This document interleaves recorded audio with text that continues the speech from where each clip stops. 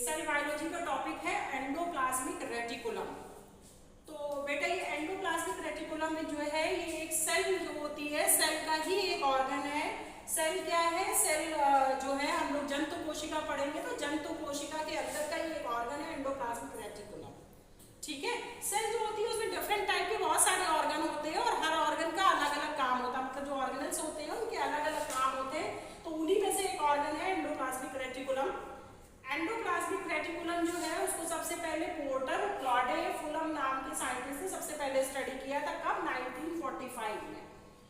और उसके बाद जो है जॉर्ज पैरेट नाम के साइंटिस्ट थे जिन्होंने इनकी दो फॉर्म्स को स्टडी किया। मतलब इन्होंने बताया कि जो एंडोप्लाज्मिक रेटिकुलम होता है उसकी दो फॉर्म होती है। दो फॉर्म का मतलब दो तरह का एंडोप्लाज्मिक, हर एक सेल के अंदर दो तरह का एंडोप्लाज्मिक रेटिकुलम होता है। कौन कौन सा?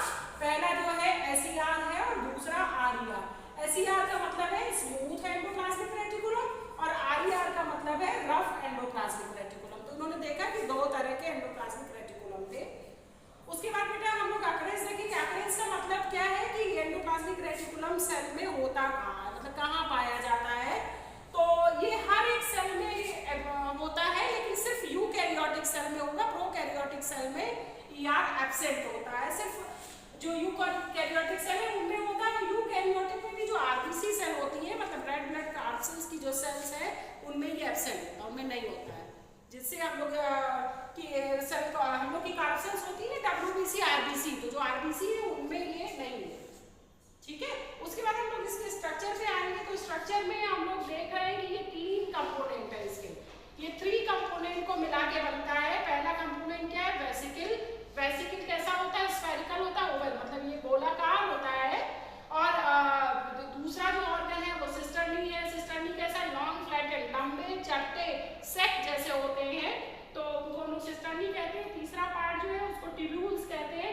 ट्यूब्यूल्स कैसे होंगे? इररेगुलरली ब्रांचेस होंगे, मतलब हर एक ट्यूब जो होगी उसमें कई सारी ब्रांचेस होंगी, वो कहीं से भी उसमें ब्रांच निकल सकती है। इररेगुलर मतलब कोई रेगुलरिटी ब्रांचेस में नहीं होती है। तो ये तीनों स्ट्रक्चर जब मिला देंगे, ये हम लोगों ने बनाया हुआ है, देखो ये तीनों स्ट्रक्चर जब बनाएंगे, ये एक न्यूक्लियस है। न्यूक्लियस से ईआर कैसे निकलता है? ये न्यूक्लियस से ही ईआर अटैच होता है। तो इस तरीके से अटैच होता है। उसमें ये तीन तरह के स्ट्रक्चर होते हैं जो अभी हमने यहाँ पर बताए। तो ये तुम लोग डायग्राम में देख सकते हो। ठीक है। उसके अलावा जो ये है, फिर हम लोगों ने यहाँ पर देखा है टाइप्स ऑफ ईआर। टाइप्स में पहला टाइप है अग्रैनुलर और दूसरा टाइप है ग्रैनुलर। अग्रैनुलर का मतलब जिसमें ग्रैन्यूल्स एब्सेंट है। ठीक है। और दूसरा टाइप जो होगा उसमें ग्रैन्यूल्स प्रेजेंट होगा, तो उसको हम लोग ग्रैनुलर कहेंगे। जो अग्रैनुलर है उसको एसीआर भी बोलते हैं और जो ग्रैनुलर है उसको आरईआर। अभी हम लोग बात कर चुके हैं। एसीआर का मतलब स्मूथ एंडोप्लाज्मिक रेटिकुलम और आरईआर का मतलब रफ एंडोप्लाज्मिक रेटिकुलम। ये दिखाई दे रहे हैं जो स्मूथ होते हैं उनके ऊपर राइबोसोम नहीं होते। ये ट्यूब्यूल्स हम लोग देख रहे हैं, इनके ऊपर देखो राइबोसोम नहीं है, इसका मतलब ये स्मूथ एंडोप्लाज्मिक रेटिकुलम। और ये जो है चूंकि इनके ऊपर राइबोसोम प्रेजेंट है इसलिए ये कैसे एंडोप्लाज्मिक रेटिकुलम? ये रफ एंडोप्लाज्मिक रेटिकुलम। ठीक है। तो यही दो तरीके के ये एंडोप्लाज्मिक रेटिकुलम है। इसमें ये तीन तरह के स्ट्रक्चर है जो कि सेपरेट हमने बनाया हुआ है। देखो ये सिस्टर्नी है, सिस्टर्नी के ऊपर राइबोसोम लगे हुए हैं, इसीलिए ये एंडोप्लाज्मिक रेटिकुलम को रफ बनाते हैं।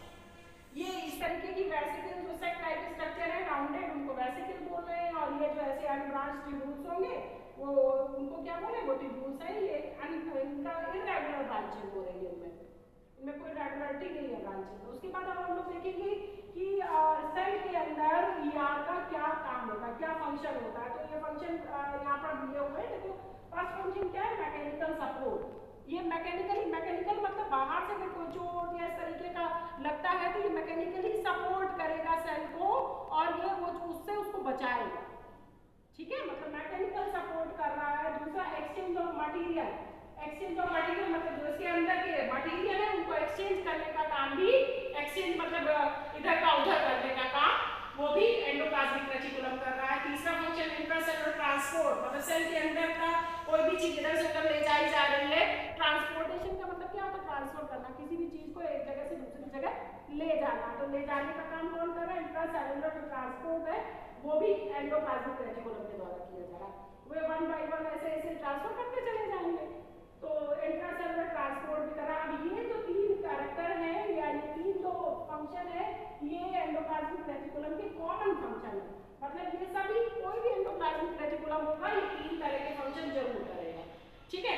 उसके अलावा फिर कुछ ये स्पेशल फंक्शन होते हैं जो अलग अलग पोजीशन के हिसाब से या अलग अलग आवश्यकता के अनुसार ये और भी काम करता है। कौन कौन से काम करता है?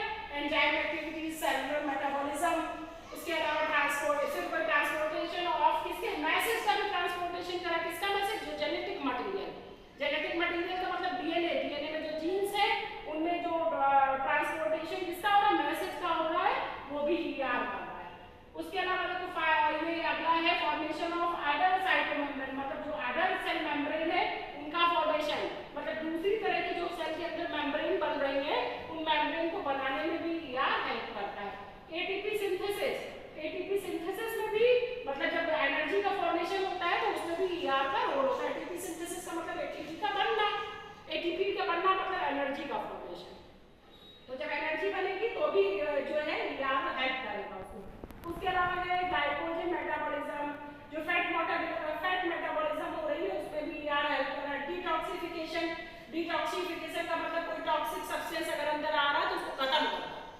डिटॉक्सिक का मतलब डी मतलब खत्म करना, मारना, ठीक है। तो जो टॉक्सिक का मतलब जहरीला, जो कोई जहरीली चीज अंदर आ रही है तो उसको भी खत्म करना, डिटॉक्सिफिकेशन भी कर रहा है। उसके अलावा फिर इंट्रासेलुलर इम्पल्स कंडक्शन कर रहा है, सिंथेसिस ऑफ सीक्रेटरी प्रोटीन, जो सीक्रेटरी प्रोटीन बन रही है उसमें भी ये हेल्प कर रहा है। सिंथेसिस ऑफ लाइपोप्रोटीन, मतलब ये सब प्रोटीन देख रहे हो, 3 तरह की प्रोटीन है, तीनों तरह की प्रोटीन